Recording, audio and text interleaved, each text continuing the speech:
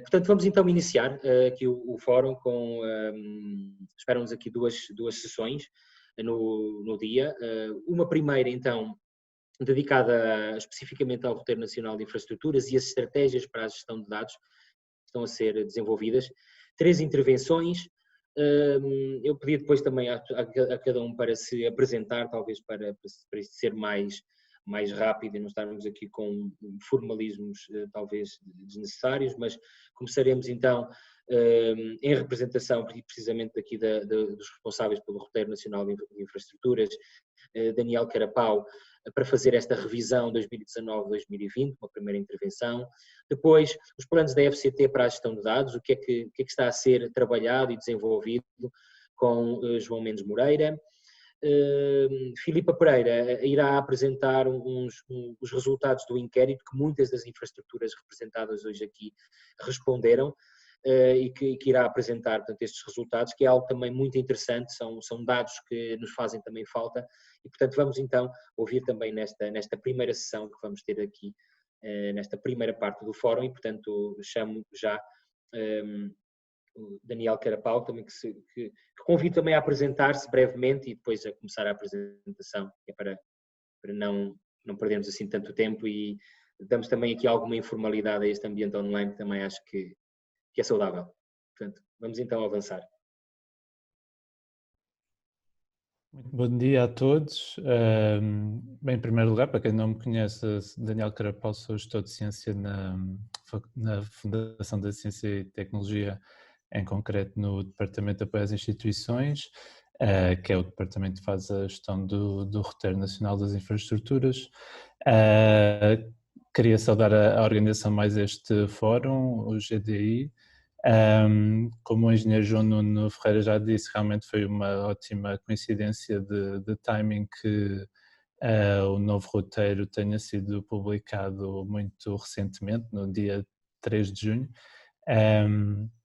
E portanto, é com muito gosto que estamos aqui, estou aqui em representação do Departamento de Apoio às Instituições para apresentar muito resumidamente o processo que levou à elaboração e à publicação do novo roteiro das infraestruturas, que não era atualizado desde 2014. Eu vou então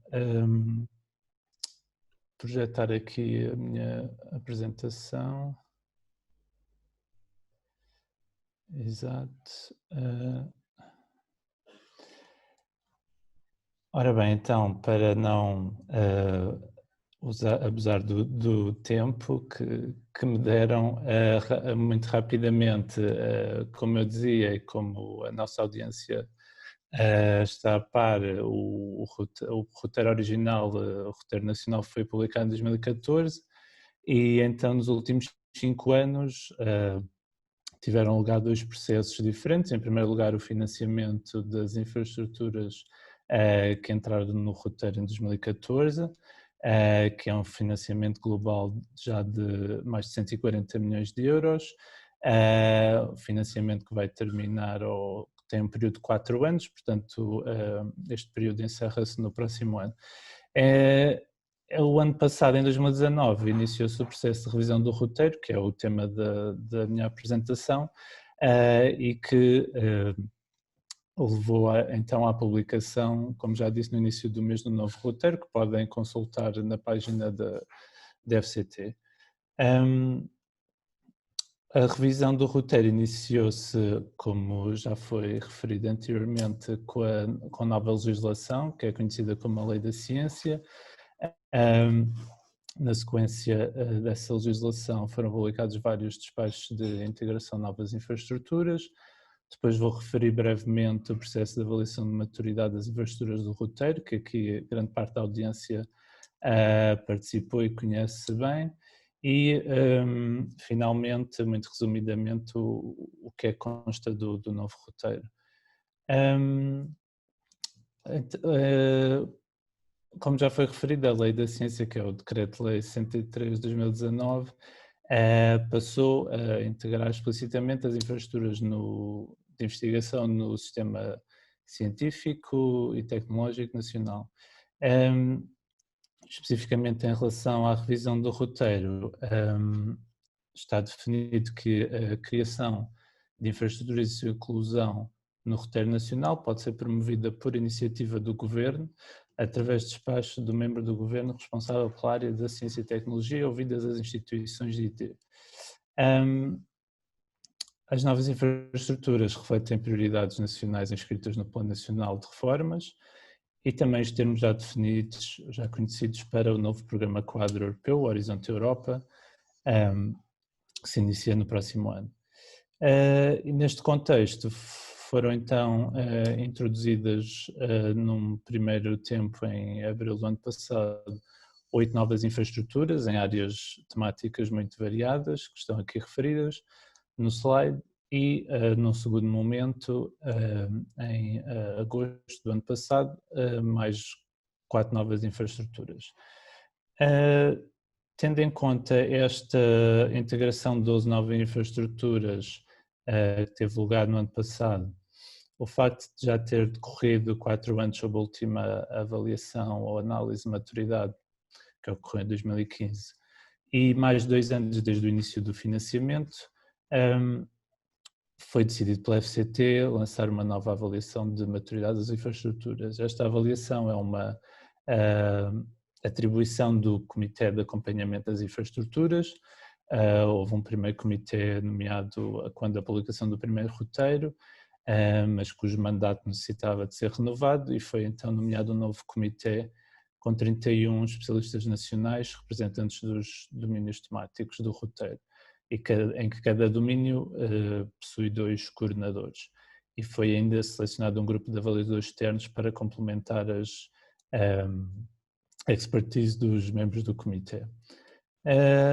O processo iniciou-se como também parte da nossa audiência terá participado neste questionário, que foi dirigido às 52 infraestruturas. Portanto, havia 2 partes, uma sobre dados genéricos das infraestruturas, mas muito importantes, claro, nomeadamente quais os seus nós, entidades envolvidas, a estrutura de governação, os serviços prestados.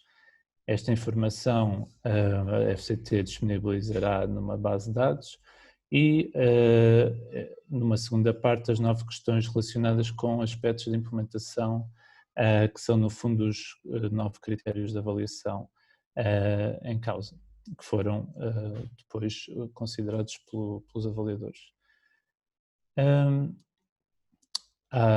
Depois a análise das respostas ao inquérito teve lugar entre novembro do ano passado e fevereiro deste ano, até chegar-se a um consenso dentro de cada domínio para os relatórios das diferentes infraestruturas. Estes relatórios têm uma classificação qualitativa de baixa, média, alta ou muito alta para cada um dos critérios de avaliação, que estão aqui identificados, sendo que um deles, aqui assinalado com a letra E, inclui tanto as estratégias para o acesso à infraestrutura como a utilização e a gestão de dados. Portanto, era um dos 9 critérios que foram considerados. E da ponderação de todos estes critérios resultou uma classificação global para cada uma das 52 infraestruturas. Esta tabela resume os resultados desta avaliação, tendo em conta a classificação global que foi atribuída a cada infraestrutura, e como é fácil de ver, a grande maioria das classificações globais foram ou média ou alta. Isto significa que os avaliadores consideraram que, no caso da maturidade média, quer dizer que existe um número relevante de critérios que mostraram algumas insuficiências ou que necessitam de uma atenção mais especial para serem desenvolvidos.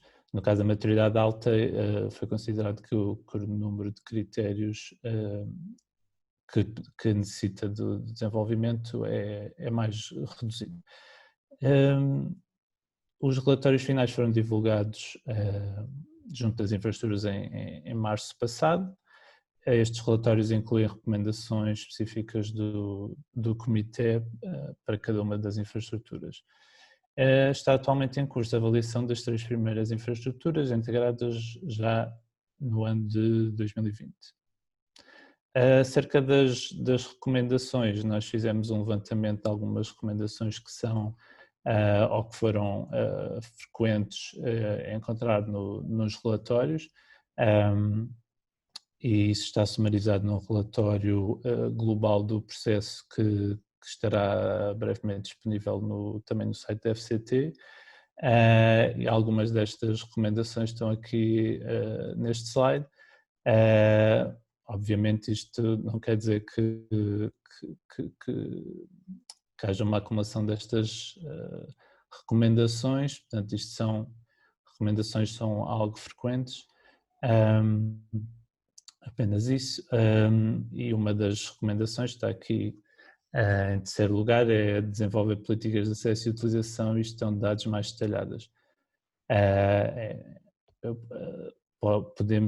Posso aqui em defesa das infraestruturas dizer que o espaço que nós dávamos realmente para detalhar estratégias relativamente a cada critério não era muito elevado, mas em qualquer caso houve infraestruturas que tiveram esta recomendação por parte do comitê.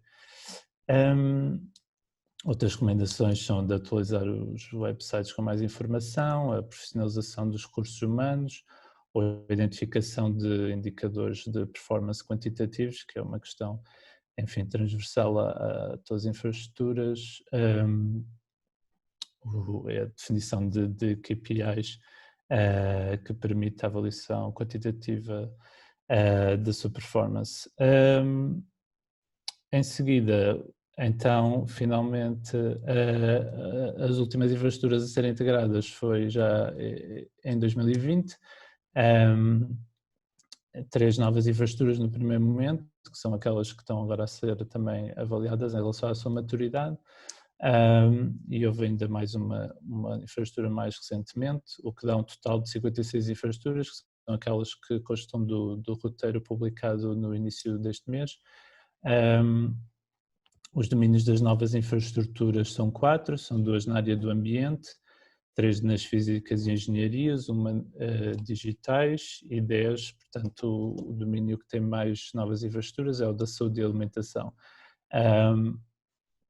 Esta é a denominação do atual do ESFRI para os domínios temáticos, é a tradução direta do inglês, portanto nós atualizamos as denominações de 2014, neste caso era Ciências Médicas e Biológicas, agora passou a chamar-se Saúde e Alimentação.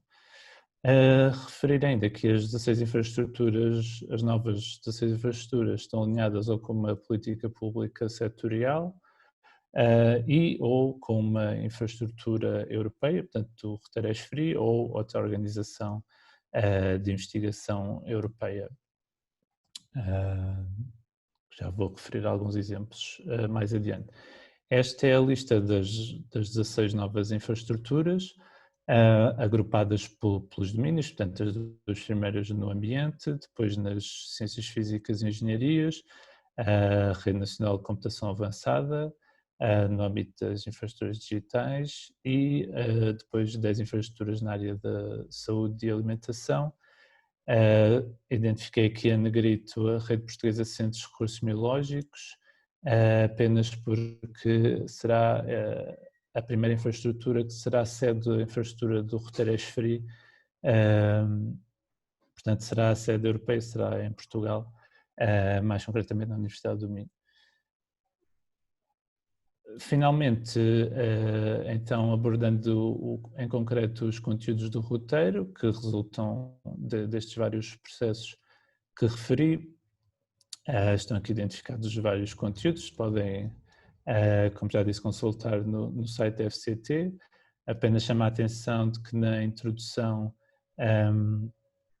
existe uma tabela resumo também muito semelhante ao roteiro, aos roteiros da ESFRI, que tem sumarizada em principal informação sobre as 56 infraestruturas agrupadas pelos 6 domínios,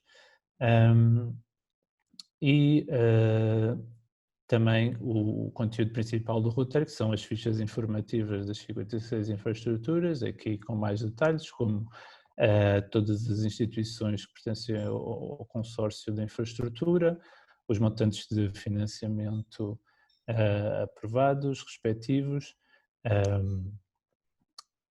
e então de informação, descrição, o impacto esperado de infraestrutura e outros. Este slide sumariza uma comparação resumida entre o roteiro 2014 e o roteiro 2020. Portanto, obviamente, o número de infraestruturas aumentou para 56, já o número de domínios, um deles foi eliminado, que era o domínio dos materiais e laboratórios analíticos, tinha apenas uma infraestrutura, mais uma vez em consonância com o roteiro ESFRI. O domínio que tinha maior número de infraestruturas em 2014 era o das Ciências Físicas e Engenharias, que tinha 25% das infraestruturas, agora passou a ser o da Saúde e Alimentação, com 36%. Em relação à internacionalização e às ligações internacionais, em 2014, 58% das infraestruturas tinham ou planeavam ter ligação com infraestruturas com géneros do roteiro ESFRI. Atualmente, 66% das infraestruturas do novo roteiro têm ligação ou com uma infraestrutura do roteiro ESFRI ou outras iniciativas ou organizações europeias, por exemplo, o EuroHPC, no caso da RNCA, a Agência Espacial Europeia, no caso do uso das novas infraestruturas, Cancer Core Europe ou outras organizações de nível europeu para a investigação em determinada área. E o roteiro 2020 tem, como já foi referido, dados sobre o financiamento que em 2014 ainda não tinha tido lugar. Isto dá uma média, que é uma média, pronto, as médias nunca são muito informativas, mas é apenas um dado adicional, tendo em conta que há uma grande variação, porque o financiamento varia entre os 300 mil e os 10 milhões de euros, mas no total das 39 que estão a ser financiadas, o financiamento aprovado são de 144 milhões de euros. E por fim, para terminar, deixo apenas a distribuição comparativa das infraestruturas do roteiro pelos domínios temáticos, em 2014 à esquerda, em 2020 à direita. Portanto, como já referido, o domínio que aumentou mais em número de infraestruturas foi o da saúde e alimentação. Mantém-se a percentagem relativa às ciências físicas e engenharias, e também para o ambiente, e os restantes domínios reduziram a sua percentagem em relação ao total das infraestruturas. E pronto, era esta a informação que tinha para vos deixar, muito resumidamente, sobre o roteiro, e depois estou a dispor no final para qualquer questões que existam, e estão aqui os nossos contactos. E muito obrigado mais uma vez pela oportunidade para podermos apresentar o novo roteiro. Muito obrigado Daniel. Passava então a palavra ao João Mendes Moreira, que se liga já. Se quiserem colocar questões, podem colocar ao longo das apresentações, ponham aí no Q&A, se o Daniel puder ir respondendo por escrito, vai respondendo, senão depois no final destas 3 apresentações fazemos então alguns esclarecimentos, está bem? Podem ir colocando aí no Q&A, não coloquem no chat, por favor, coloquem aí nas perguntas e respostas. Obrigado, João. Ok, bom dia a todos. O meu nome é João Mendes Moreira, eu trabalho na Unidade de Computação Científica da FCT, sou diretor da área de conhecimento científico. Esta área desenvolve projetos como a APON, como o programa PT Crise, e em particular o Ciência Vita, o RECAP e mais recentemente a área dos dados de investigação. E era precisamente sobre esta área que eu vos queria dar algumas informações em três vertentes. Por um lado, falar dos dados de investigação na FCT, o que é que temos estado a fazer. Por outro lado, falar do EOS, que é a Plataforma Europeia de Dados de Investigação, e o que é a Comissão Europeia está a fazer para promover a investigação e os dados no que respeita ao Covid-19. Portanto, esta área é uma área que se insere nos princípios da ciência aberta. Nós queremos na FCT promover a prática da ciência aberta, e uma das componentes da ciência aberta são os dados de investigação, e aquilo que nós gostaríamos que nos próximos anos passasse a acontecer é que não apenas as publicações passassem a ficar em acesso aberto, mas todos os outputs que resultam de investigação financiada fossem disponibilizados para a reutilização. A nossa estratégia na FCT para a gestão de dados de investigação está focada em quatro áreas. Por um lado, a questão da governação e políticas. O outro pilar tem a ver com as infraestruturas e os serviços eletrónicos, a comunicação e disseminação, no qual este fórum é um exemplo, e, não menos importante, o alinhamento com iniciativas internacionais. Portanto, aquilo que tivemos a fazer desde o último fórum está retratado neste slide. Há aqui um componente que não tem a ver com estratégia, mas tal como vocês nas vossas instituições precisam de recursos e financiamento para desenvolver as vossas atividades, nós não temos menos dificuldades que vocês em encontrar esses recursos e, portanto, para alavancar o investimento nesta área, estivemos a redigir uma candidatura que submetemos ao SAMA e que visa reforçar o investimento nesta área. Estamos também a criar a equipa. Neste momento é muito pequena. Obviamente contamos com o apoio da Universidade do Minho, mas temos apenas uma pessoa dedicada a esta área, que é a Filipe, que irá falar de seguida, e estamos agora a fazer recrutamento para uma pessoa nos poder ajudar no desenvolvimento de serviços eletrónicos para o suporte das práticas dos dados de investigação. Nós tivemos também a elaborar uma proposta de política sobre a gestão e a partilha de dados de investigação na FCT.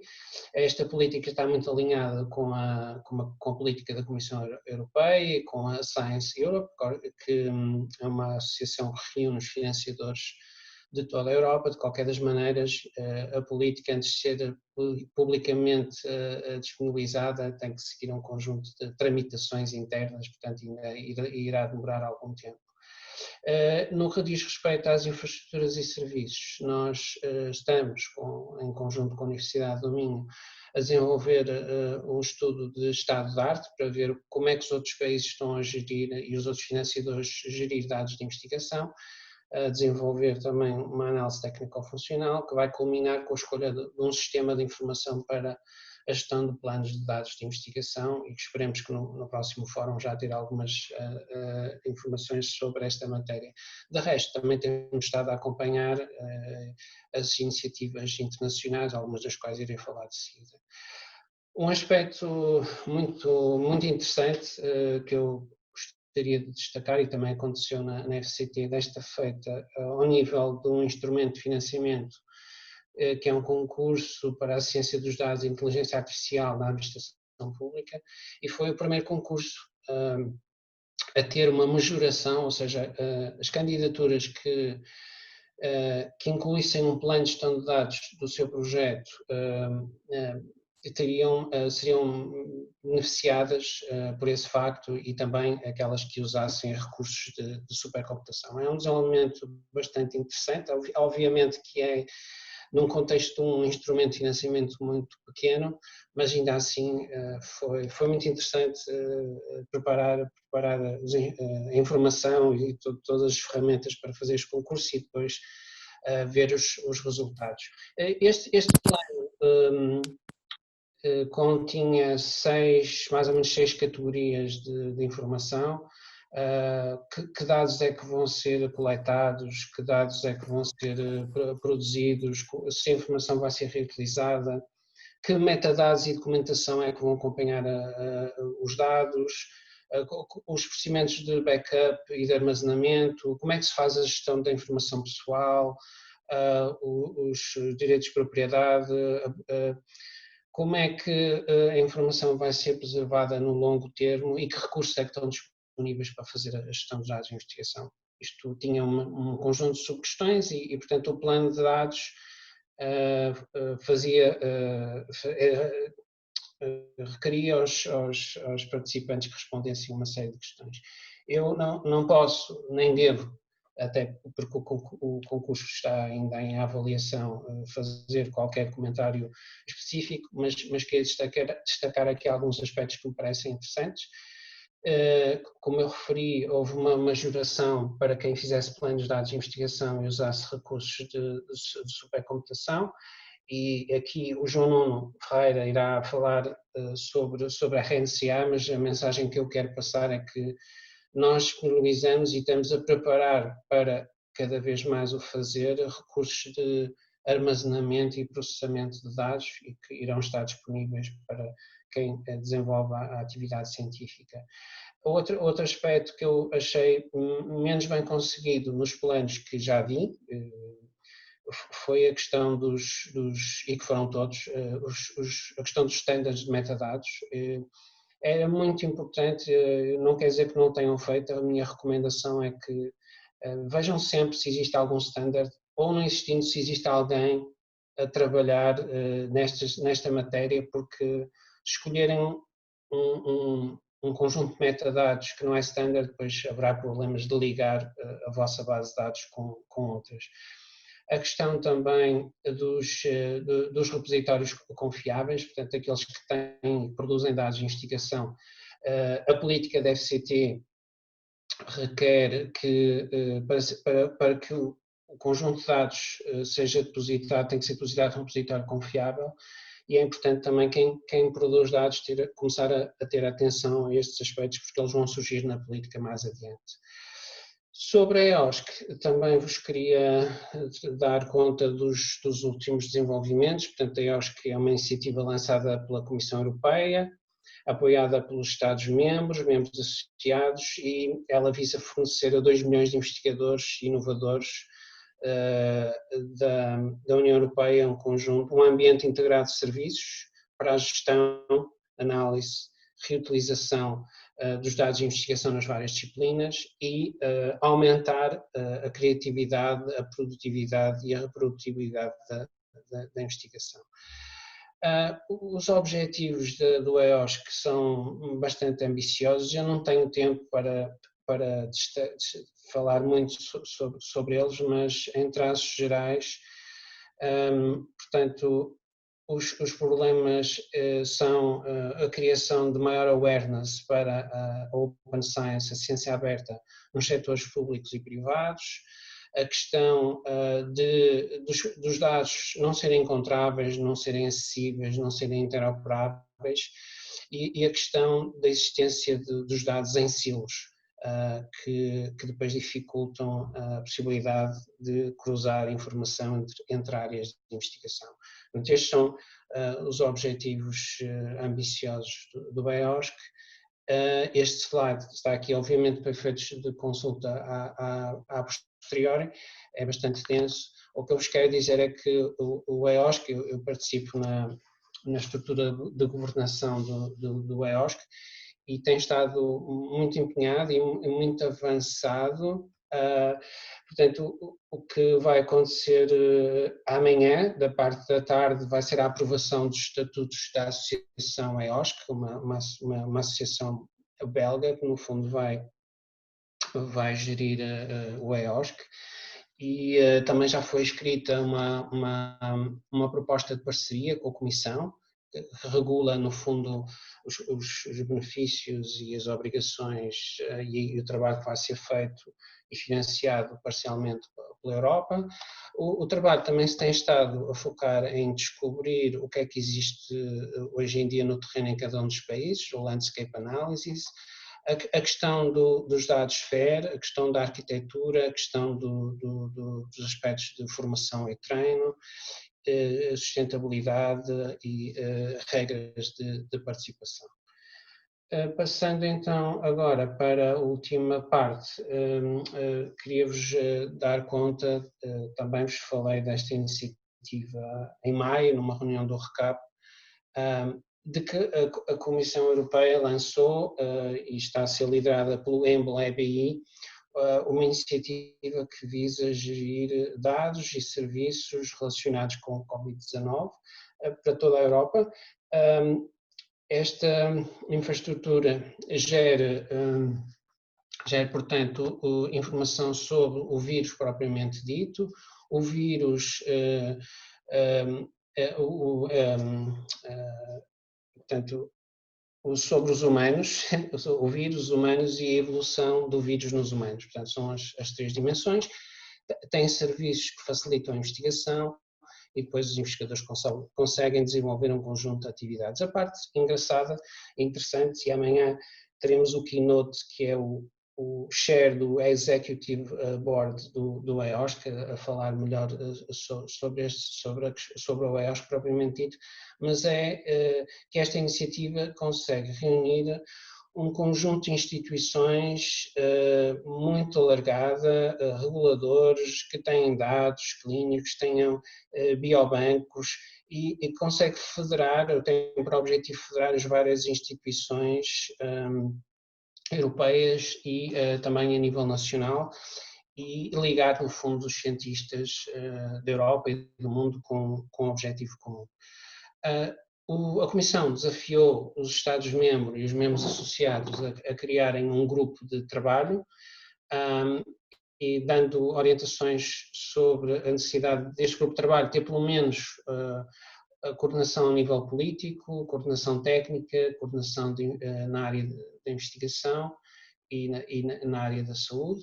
Portanto, há aqui também um parceiro que é a Biodata, porque o EMBL está associado ao Elixir e, portanto, o Biodata representa o Elixir em Portugal e, portanto, aquilo que estamos a fazer é identificamos já um conjunto de instituições potencialmente relevantes, o INSA, a Biodata, o DGS, a ICIB, o PT-CRIM e vamos ainda, está em curso, já lançamos um inquérito às unidades de investigação na área das ciências da saúde que visa recolher mais informação. Portanto, com base nesta informação faremos uma reunião, ou se não for preciso faremos uma proposta ao Conselho Diretivo para ver como é que vamos organizar em termos nacionais. As perguntas que são a ser, as principais perguntas que estão a ser dirigidas é se aquela organização, unidade de investigação está a desenvolver alguma atividade no Covid, que datasets é que tem e em que repositório é que está a guardar essa informação. Eu peço desculpa se demorei um pouquinho mais, era isto que eu vos queria dizer. Obrigado.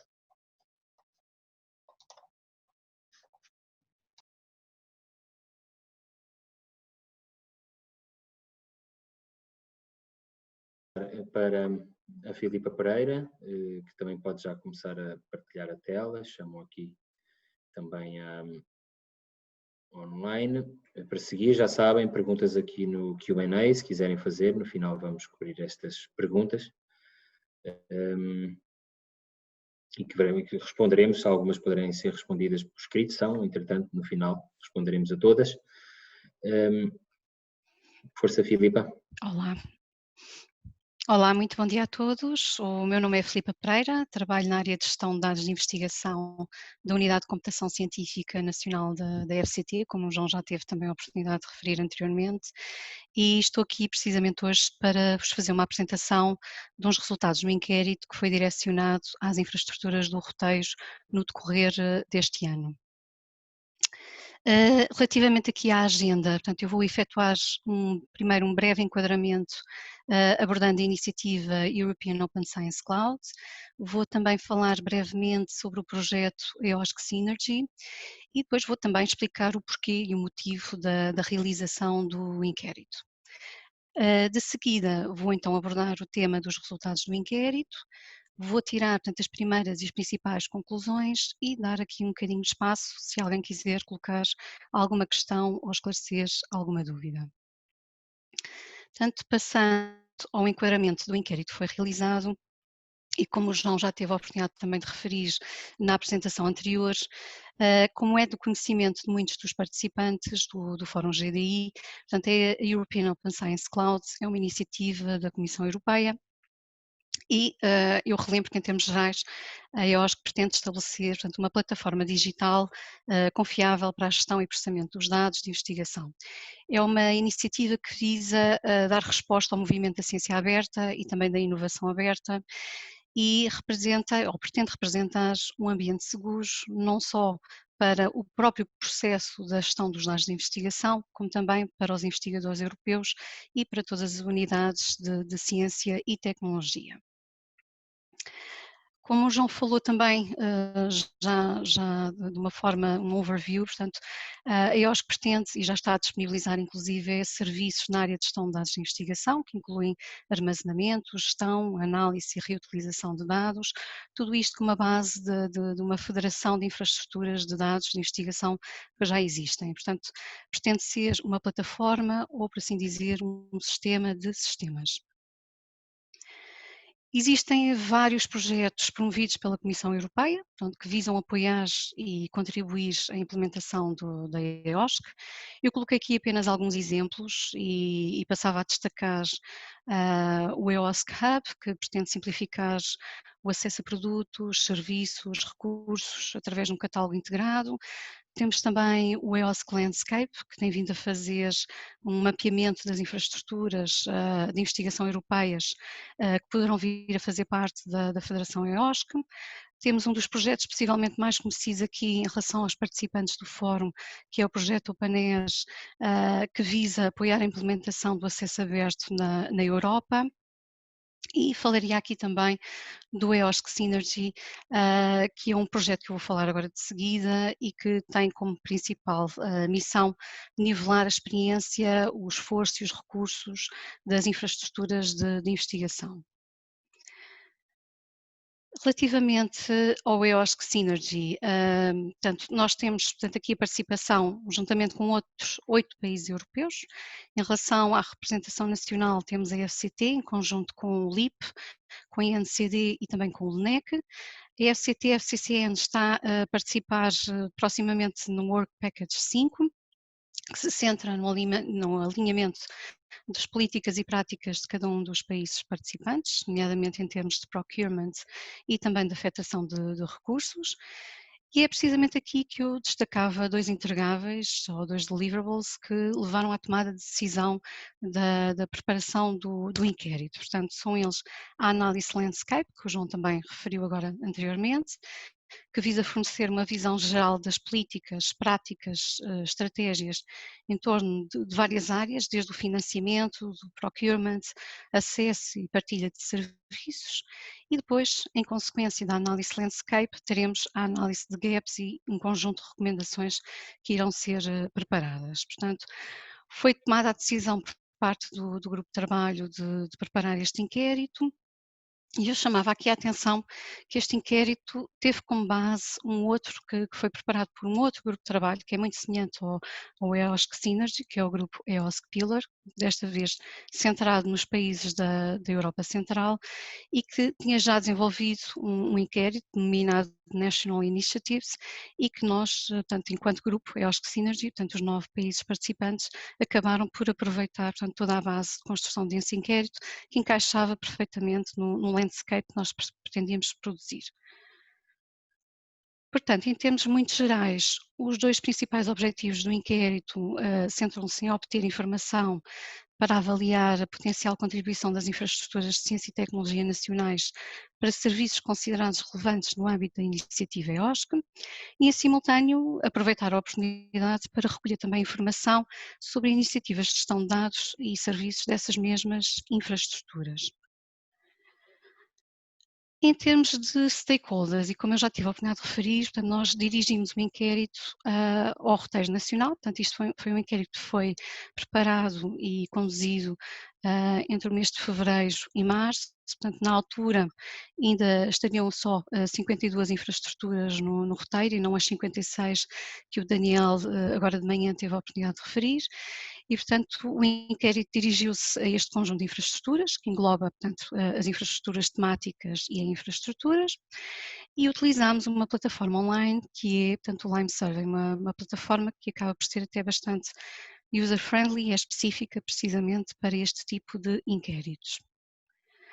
Relativamente aos tópicos selecionados e abordados, nós tivemos vários conjuntos de questões, portanto um grupo de questões que se centrou em termos comuns em relação às infraestruturas de investigação e também às infraestruturas, portanto abordámos a questão do European Open Science Cloud, a visão dos serviços e utilizadores, uma abordagem ao modelo de negócio e financiamento, fizemos também uma análise da própria gestão dos dados e dos princípios FAIR, e também um foco no procurement e acessibilidade de serviços e recursos, aqui também intimamente ligados à questão do European Open Science Cloud. Depois, em termos de aspectos mais específicos, acabámos por ter um conjunto de questões direcionadas apenas às infraestruturas, devido também à sua especificidade, que englobaram, portanto, questões de condições de acesso, aspectos legais, particularidades técnicas e também informação de autenticação e autorizações. Passaria então agora aos resultados do inquérito.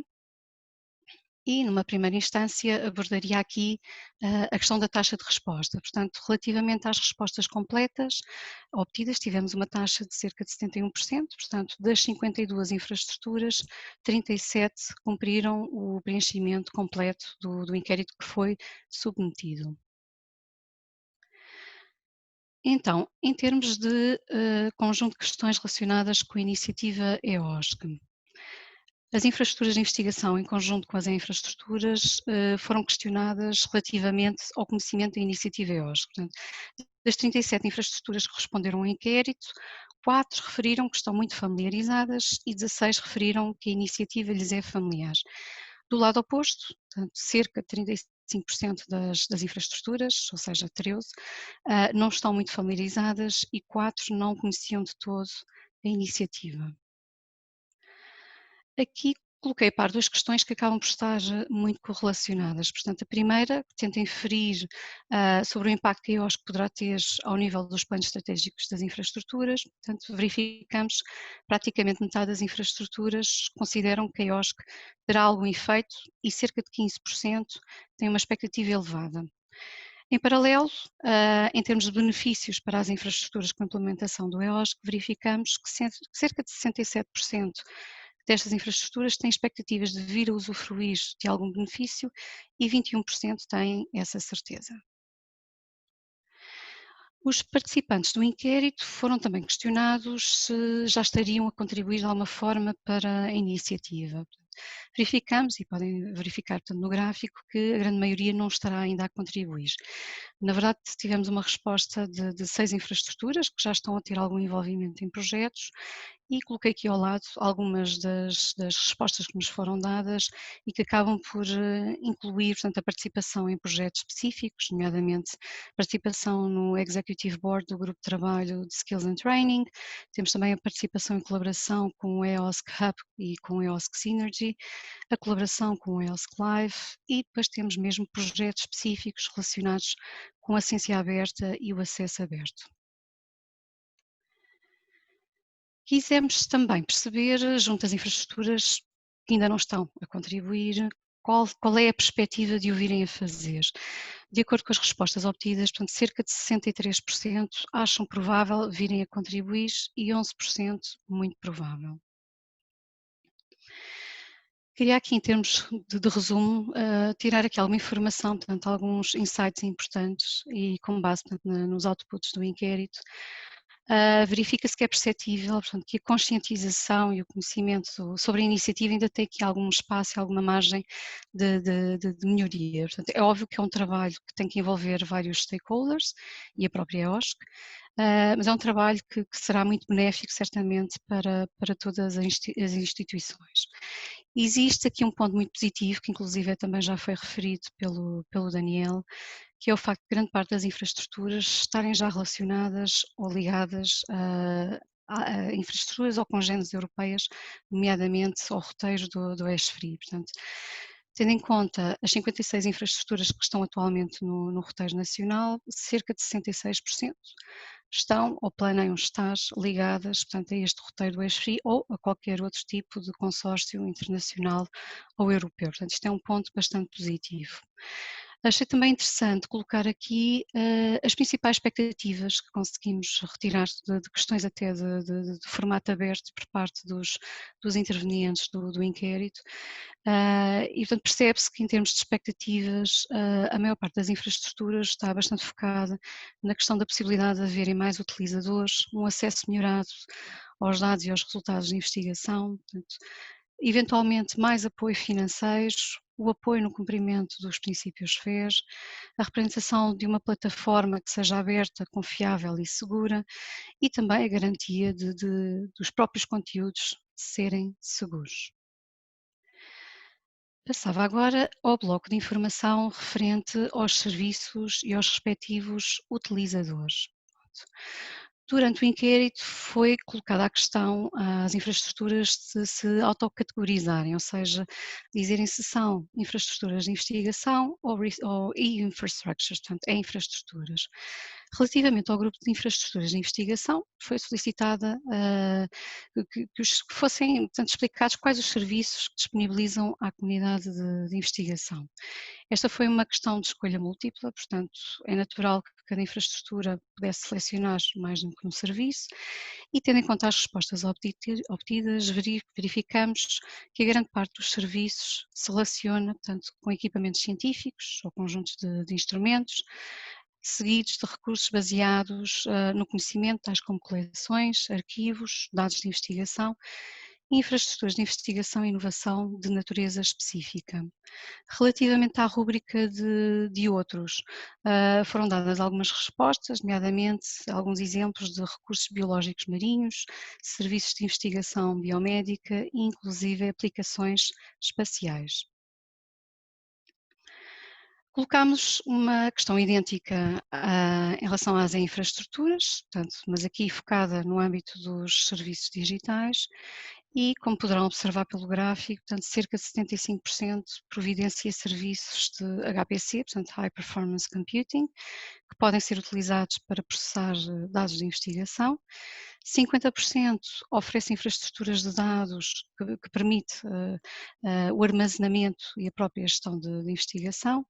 E por último, uma infraestrutura, que corresponde a 25%, oferece uma rede que permite a transmissão e transporte de dados. Portanto, aqui estamos a falar efetivamente de 4 infraestruturas, portanto temos a RNCA, que vai ser inclusive amanhã abordada, portanto que é a Rede Nacional de Computação Avançada, temos a INCD, portanto, Infraestrutura Nacional de Computação Distribuída, o LCA, o Laboratório de Computação Avançada da Universidade de Coimbra, e a RCTS, que é a Rede de Ciência, Tecnologia e Sociedade. Abordámos também a totalidade dos participantes no que respeita aos domínios científicos e aqui temos igualmente também uma resposta de escolha múltipla e conseguimos ver ali um destaque na área da engenharia e tecnologia, seguida quase a paz pelas ciências naturais e em terceiro temos as ciências médicas e da saúde, seguidas pelas ciências agrícolas e também ciências sociais e humanidades. Quisemos também obter informação sobre os grupos de utilizadores dos vários serviços disponibilizados. Este é um gráfico um pouco denso, eu coloquei ali uma anotação, pedia-vos para focarem-se na cor verde e azul, que correspondem respectivamente ao mais frequente e ao frequente, e de acordo com a informação obtida podemos verificar que existe uma predominância nos grupos dos investigadores universitários, estudantes, e também de investigadores de instituições não universitárias. Em relação a possíveis restrições de acessos a utilizadores, verifica-se que a maioria das infraestruturas não apresenta este tipo de restrição e quando aplicam estão normalmente relacionadas com utilizadores no âmbito de concursos ou aprovados pelos organismos de financiamento. Ainda em termos de acesso, verificamos que cerca de 73% dos inquiridos não apresentam procedimentos, políticas ou quaisquer barreiras técnicas que limitem a expansão dos seus serviços a mais grupos de utilizadores. Terminava este tópico dos serviços e utilizadores mencionando que a grande maioria das infraestruturas descreve os seus serviços através de um site. A grande maioria também recolhe feedback dos seus utilizadores e disponibiliza formação, quer face-to-face, documentação online ou até mesmo tutoriais. Passamos então agora para o tópico do modelo de negócio e financiamento. Aqui, portanto, numa primeira instância, quisemos perceber qual a situação das infraestruturas em termos de ciclo de vida do projeto. Como podem verificar, cerca de 57% referiram que se encontram na fase operacional. Segue-se a fase de implementação relativa à compra de equipamento. Em terceiro lugar, temos a fase de implementação relacionada com a construção de instalações. E em quarto lugar, a fase de implementação de sistemas de IT. Em termos de financiamento, e como também já esperávamos, verificamos que muitos projetos estão de facto dependentes de fundos externos, nomeadamente destacam-se aqui os fundos europeus, agências e organismos de financiamento e também organismos governamentais. É interessante verificar que, a par do financiamento, existe um número relevante de infraestruturas que acabam por gerar as suas próprias receitas, nomeadamente através de serviços de formação e consultoria, serviços mais específicos, tais como serviços analíticos, serviços de hosting e também serviços online. Por último, a grande maioria dos inquiridos cobra também pelos serviços prestados aos utilizadores, portanto 50% efetua uma cobrança em relação a apenas alguns serviços, enquanto que 40% cobra a totalidade dos serviços prestados. Irei agora abordar o último tema, que está centrado nos processos de gestão de dados e dos princípios FAIR. E aqui foi questionado aos participantes se estariam familiarizados com os princípios FAIR, que também já foram enumerados e que são do conhecimento de grande parte, certamente, dos participantes do fórum. Portanto, estamos a falar de dados que são localizáveis, acessíveis, interoperáveis e também reutilizáveis. Das 37 infraestruturas, portanto, cerca de 17 responderam que os princípios lhes são familiares e 9 responderam que lhes são muito familiares. No lado oposto, portanto, em oposição, 24% das infraestruturas não estão familiarizadas com estes princípios e 2 chegaram mesmo a confirmar que não têm conhecimento acerca destes princípios. Seguidamente, solicitamos às infraestruturas que avaliassem os seus próprios dados neste âmbito, ou seja, se consideram os dados que têm em sua posse cumpridores ou não dos princípios FAIR.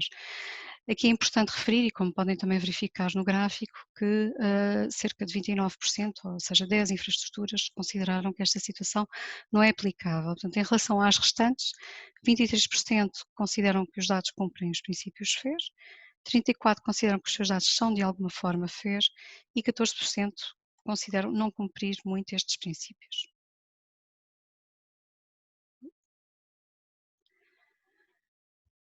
Achamos também interessante aferir se as organizações disponibilizam alguns serviços nesta área dos dados, designadamente em relação ao apoio dos planos de gestão de dados, algum apoio no próprio processo de gestão de dados, inclusive também questões legais. Portanto, e como podem verificar pelo gráfico, portanto, a cor vermelha indica que a grande maioria das infraestruturas não apresenta nem disponibiliza este tipo de serviço. Outra questão que achamos interessante colocar prende-se com aspectos que possam de alguma forma preocupar os depositantes de dados. Nós sabemos que esta questão teria uma resposta mais fidedigna se fosse obviamente colocada diretamente aos próprios utilizadores e depositantes. Ainda assim quisemos perceber a perspectiva das infraestruturas e de acordo com a informação obtida e poderão verificar aí com as cores vermelha e cor laranja, portanto, as maiores preocupações poderão estar relacionadas com a questão da propriedade intelectual, com dúvidas sobre os benefícios na partilha de dados, com a falta de controle em relação à utilização de dados e com eventuais desvantagens competitivas. Aqui também demos hipótese das infraestruturas referirem outro tipo de preocupações e o que nos foi transmitido foram, portanto, questões de privacidade, questões éticas e inclusive também o tratamento específico de algum tipo de dados. Relativamente aos principais insights já do próprio processo de gestão de dados, deixo aqui também alguma informação que achei interessante.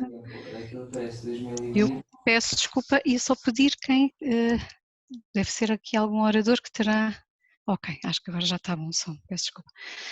Portanto, relativamente aqui a alguns insights interessantes na área dos próprios processos de gestão de dados, é de facto perceptível que existe aqui uma necessidade de implementação e melhoria de alguns processos. Portanto, estão aqui alguns exemplos. O primeiro está relacionado com o processo de curadoria. Portanto, aqui, para os casos em que é aplicável, verificamos que a maior parte dos inquiridos distribui informação conforme depositada e 28% efetua apenas uma curadoria básica. Em relação à própria pesquisa de dados e metadados, temos igualmente um espaço de melhoria, portanto, nos dados apenas 11% têm o processo completamente implementado e 19% estão em fase de implementação. Nos metadados a situação acaba por ser muito semelhante. Relativamente à proveniência e origem dos dados, cerca de 55% das organizações não apresentam medidas para assegurar a documentação de origem e respectivas alterações. E, por último, no que respeita à certificação dos repositórios, e nos casos em que é aplicável, obviamente, 20% das organizações apresentam a certificação e 25% estarão ainda a preparar para a obter. Passava então agora para as conclusões. Estou a tentar não alongar muito a apresentação devido aqui ao tempo.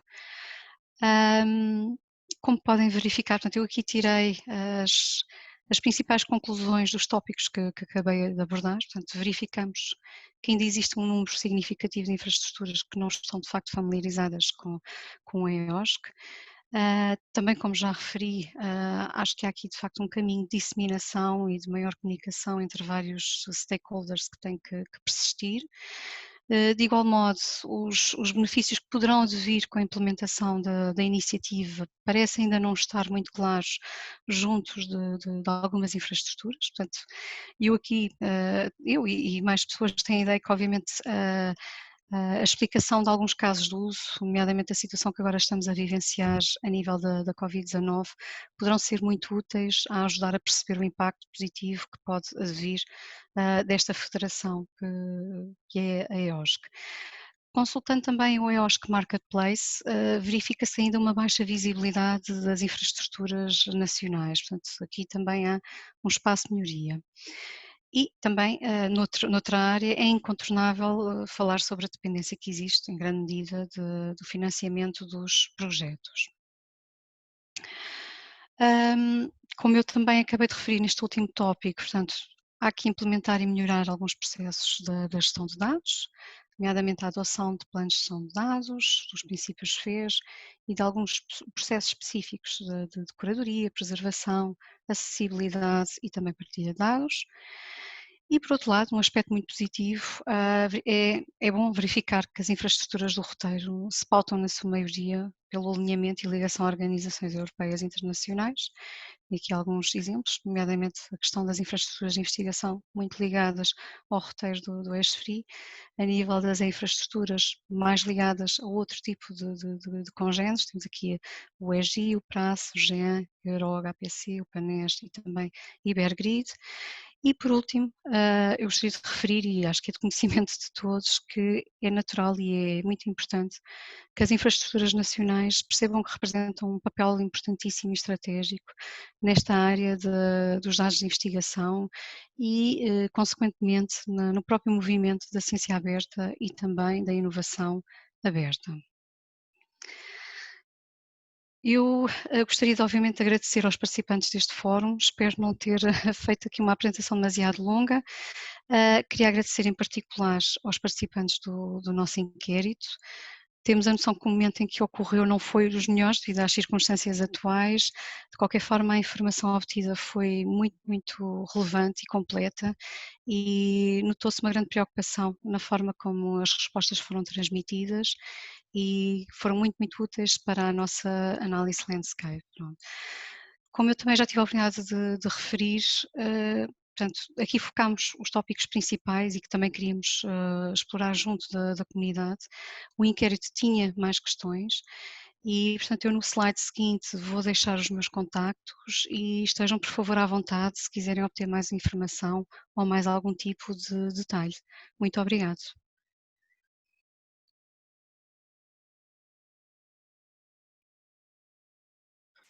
Ok, muito obrigado, Filipa. Pedia então ao Daniel e ao João para se juntarem aqui também. Vejo que há aqui duas perguntas para serem respondidas, não temos muito tempo, mas por isso pedia para responderem. Também, de algum modo, podem ser respondidas por escrito, algumas. Se houver alguma pergunta, coloquem aqui no Q&A, por favor. Portanto, temos aqui então uma pergunta para o Daniel, que é relativa. Gostaria de perguntar como foi feita a avaliação científica das 12 novas infraestruturas de investigação integradas por despacho ministerial, se seguiu o mesmo processo. E para o João Moreira, também, agradecendo a intervenção, considera que os repositórios existentes para a publicação de dados pelos investigadores dão suficiente suporte a todos os domínios científicos, cumprindo os princípios de FAIR. Recomenda essa publicação de dados em repositórios específicos para o domínio científico de dados. A avaliação do Comitê de Acompanhamento da FCT não constituiu uma avaliação de mérito científico. Foram apenas avaliados os aspectos de implementação, à semelhança do que o ESFRI faz, como o professor Rui Figueira bem conhece, que é nosso representante num dos comitês. Portanto, o que nós fizemos foi seguir as indicações do ESFRI no que toca à avaliação de implementação e não à avaliação de mérito científico, que são dois processos independentes. No nosso caso, fizemos apenas a avaliação de implementação. Ok. Pronto, também muito obrigado, Rui. A pergunta sobre se eu considero que os repositórios existentes para a publicação de dados dão suporte a todos os domínios científicos e cumprem os princípios FAIR. Obviamente que estaria a mentir se dissesse que sim. Acho que a ideia não é essa e lembro-me em tempos que estive numa conferência onde estávamos a tratar os dados de investigação e onde fizemos uma analogia entre os dados e o nascimento da internet. Isto é como se fosse o nascimento de uma segunda internet, onde os dados vão estar acessíveis de acordo com princípios FAIR, lidos por máquinas, por supercomputadores com potentes algoritmos que cruzam a informação. E essa é o desidrato, é a visão que nós temos e obviamente para chegar lá temos que fazer um caminho. Esse caminho passa por sensibilizar e passa por ir construindo infraestruturas e adaptando aquelas que temos para que os princípios FAIR sejam cumpridos. Em relação à questão da publicação de dados em repositórios específicos, o Pedro talvez também possa juntar-se na resposta a esta questão. Nós, em regra, tendemos a recomendar, quando os domínios são específicos e existem repositórios específicos para o dado em apreço, tendemos a recomendar que o depósito seja feito nesse repositório, fica junto com os que lhe são semelhantes. E obviamente que depois teremos que ter, e na minha apresentação também falei de serviços eletrónicos, um do que nós queremos é o repositório long tail, no fundo aqueles que não têm chamados long tail, não têm nenhum sítio específico que possam ser colocados.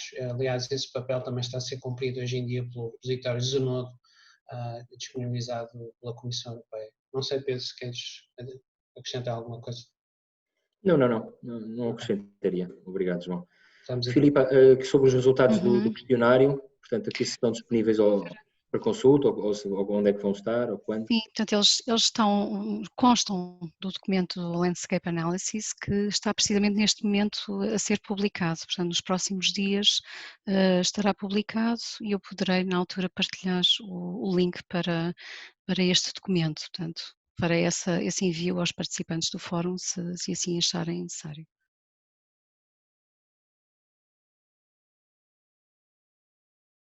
Uhum. hesitem em pôr aqui no Q&A, comentem aqui também no chat, partilhem alguns links, portanto, os oradores que falaram, entretanto, poderão continuar a responder aqui no chat às vossas questões, se for necessário eles intervirem no final, poderemos ainda chamá-los a intervir. Portanto, muito obrigado ao João, à Filipa e ao Daniel por este contributo, por este fórum. Vamos seguir para a outra sessão não sem antes fazer uma pausa, ok? Vamos fazer uma pausa de 5 minutos, ok? Necessária não para compromissos publicitários, mas para compromissos pessoais, de um cafezinho ou de uma necessidade também de ir à casa de banho. Portanto, fazemos uma pausa, ok? Interrompemos aqui, voltamos, arrancamos outra vez aos 35, às 11h35, já estamos com um pouco de atraso, mas acho que ainda conseguimos gerir bem, mesmo que seja até ao 12h45. Mas pronto, pausa neste momento às 11h35, voltamos, ok? Eu vou pôr ali, vou corrigir ali o quadro. Voltamos para esta segunda sessão, para esta mesa redonda, ok? Que convido todos, mantenham-se ligados, ok? A sessão vai manter-se a decorrer, façam só aí uma pausa e nós já voltamos, está bem? Muito obrigado. 11h35. Obrigado. 11h35. Até já. Até já.